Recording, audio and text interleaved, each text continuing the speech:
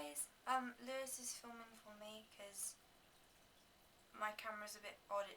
It's like a little phone kind of shape. It doesn't actually like sit on a tripod or anything like that, and if I place it on a table it kind of is at a weird angle and it doesn't really work.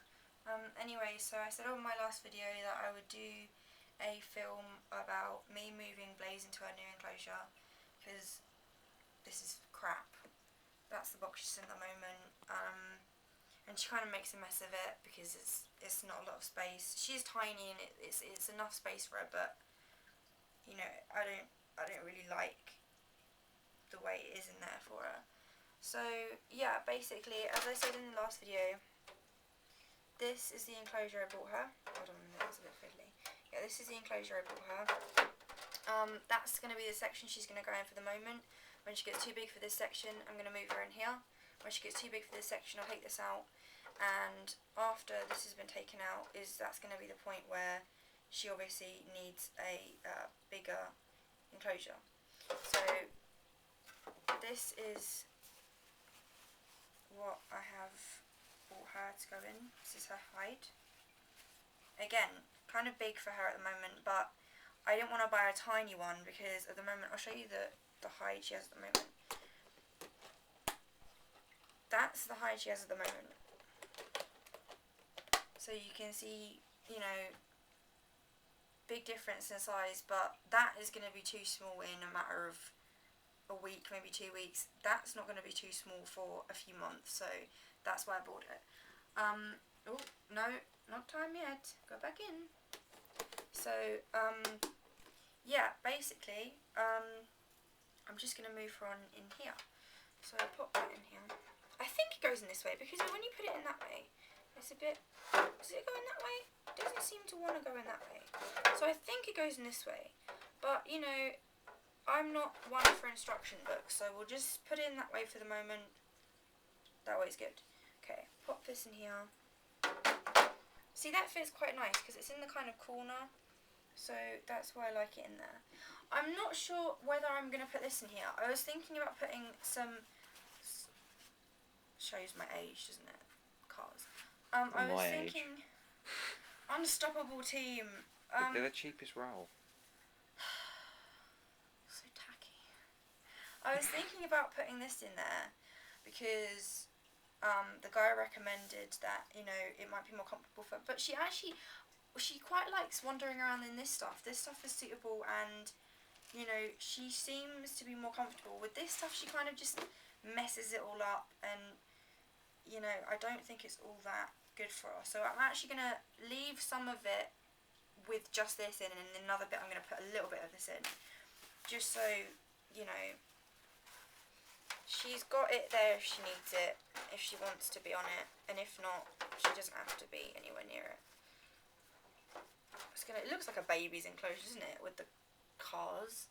Anyway, right. Gotta love cars. Pop a bit of this in here. Her heat mat is over underneath Lewis's bed at the moment. It's a little heat mat. The reason it's little is because I think it's better for her. I don't know. I'm not experienced with snakes, obviously, because this is my first one, and you guys might know better, and you guys might tell me better. But I think it's quite nice having a heat mat on quite hot on one little section of her enclosure. So this bit here is really warm, the middle bit is a reasonable temperature, and this bit is cooler, so that she can move around according to what she finds more comfortable. I don't know if that's the right thing to do, but for me and for her, she seems to be comfortable that way, and I think that's, me personally, I find that most comfortable with her, because I'm not here all the time, and I just feel as though that's the best thing, because she can choose, you know, when she wants a temperature change, basically. So I'm just going to, if I can open this, there we go, pop some of this in here. Can you see the dragons behind me? Yeah, he's sleeping. Yeah. Oh, you beast.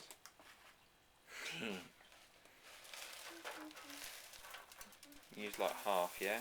Use half and you can use another half. That's nice, isn't it?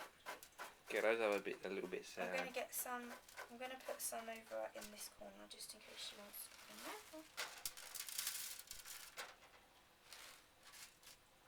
There we go. I've also got her little water bowl, which she's managed to get tons of crap in. seconds. And snakes always do. I don't know how she's managed to manoeuvre Snakes these always do that. wood chips in the... Look, can you see that? How has she done that? Right, get all that crap out. Because we don't want that in there. I'm going to fill her water bowl up. She was actually... I was worried for ages about her drinking. I was quite concerned because she was in there for a couple of days, and I found that the water bowl, to me, it didn't look like it was going down, and I thought, crap, she's not drinking. But what I actually had to do in the end was show her the water bowl. So I took her out of her enclosure, and what I actually did was hold the water bowl up and guide her head towards it. And when she found it, she took a drink, and then I put her back in and almost sort of trailed the water off to where she was so that she could sort of follow it. And eventually she's got kind of used to drinking from there. So I was pleased about that because I was worried for a while that she wasn't going to drink. So pop that in there. Just there is good. Okay. So I think that's neat. I think it looks nice. You think it looks nice? Take a close up on it. I think that's pretty good for a start. So I'll just move her in. I'll quickly show you her while I'm doing this.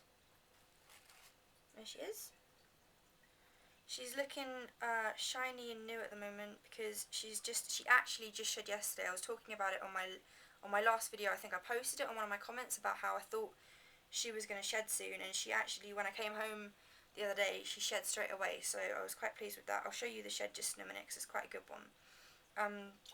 So she's looking shiny and new at the moment. Nice and healthy, and she's eating properly. I'm going to feed her in just a second. So I'll pop her in there. There you go. Okay, right, I will give her a feed before she escapes into that hide. I don't want to have to lift it up. Still feeding her on Pinkish because she's nowhere near big enough to be fed on anything else. Hopefully she won't embarrass me and not eat her food because she normally does, so we'll just see.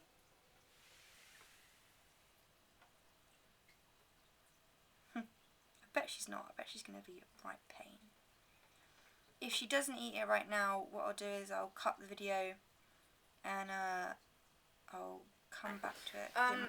Anyway, right, I'll just quickly show you this. This is her first shed. This is really cute. I think it's cute. Here's her first shed. It's really detailed actually. You can see the coloration in her eyes and everything. Do you want to just zoom in on that? Can you see that? How's that? Yeah? Yep. I just want it to focus. My camera's pretty poor. I don't think it's going to focus. But you can see the head shape on there. It's Yeah. usually broken with if you could see. But anyway, yeah, it's really detailed, and you can even see in the shed, you can see her bands and stuff of her coloration, which is really cool. So I was quite impressed with that. I was pleased with her shed. We went to the vet today, and we went to see if we could check out what sex she is, because I'm going to get upset actually if I spend tons of time calling her a she and then it turns out to be a he, but I bet you anything that's what's going to happen because that's just my luck. I went to the vet and they didn't really say much actually. They kind of went, oh, count their scales, and I was like, I could have looked that up on the internet. Coming to the vet kind of means you give me a kind of definitive answer, or at least attempt it. She kind of just looked at her and went, oh yeah, look on the internet. I was like, okay.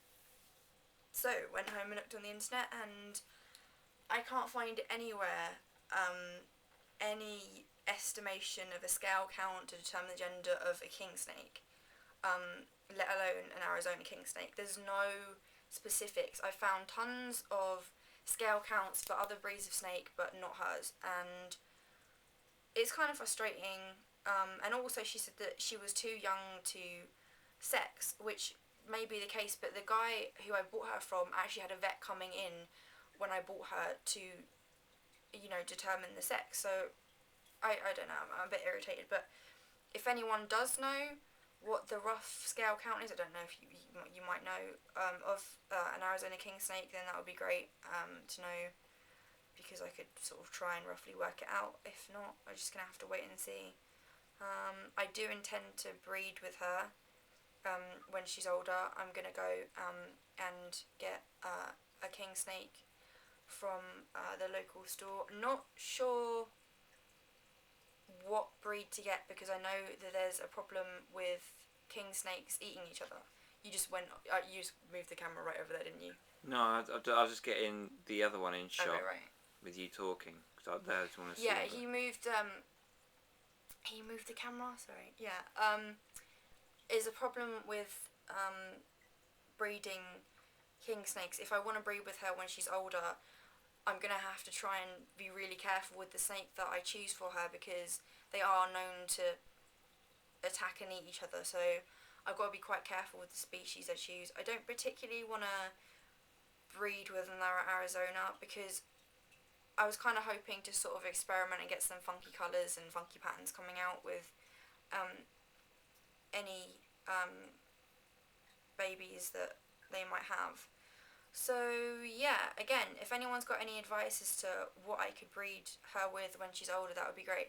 I've been told you can actually breed king snakes with corn and milk snakes. But again, I don't know whether that's more risky. I don't know whether putting two kings together who can be aggressive and eat each other would be worse than putting one aggressive snake with a non-aggressive snake. I don't know how that would work. So yeah, if anyone's got any advice about that, that would be great. And that's about it. Later on in the video, hopefully there will be a feeding shot. I actually think we've got a shot of her feeding, haven't we? Somewhere on your phone. Dig that out. So somewhere. if all else fails and she doesn't feed tonight, then I will post that video up. So yeah, that is the update that I promised. I've moved her into an enclosure. I've shown you her shed, told you about the vets. Pretty much it. So I hope you guys enjoyed the video and I look forward to any comments or feedback or advice. Yeah, thank you for watching and thanks for filming. Cameraman says goodbye.